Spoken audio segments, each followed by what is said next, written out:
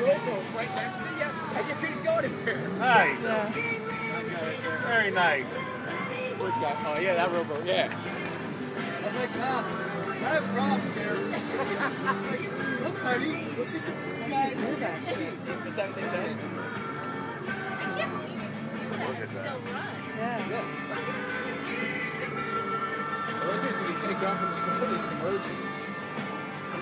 That's crazy.